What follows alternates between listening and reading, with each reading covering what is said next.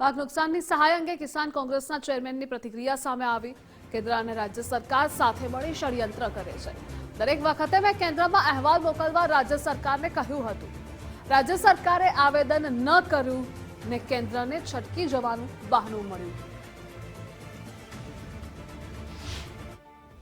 जुलाई में જ્યારે વરસાદ થયો ત્યારથી હું કહું છું, ઓગસ્ટમાં થયો ત્યારે પાછું રિપીટ કર્યું, ઓક્ટોબરની અંદર પાછો જ્યારે કમોસમી વરસાદ થયો ત્યારે મેં રિપીટ કર્યું કે 2016ના કેન્દ્ર સરકારના અછતગ્રસ્ત મેન્યુઅલનો અમલ કરો, કેન્દ્ર સરકારને અહેવાલ મોકલો, પણ આજની તારીખ સુધીમાં કોઈ અહેવાલ મોકલવામાં આવ્યો નહીં।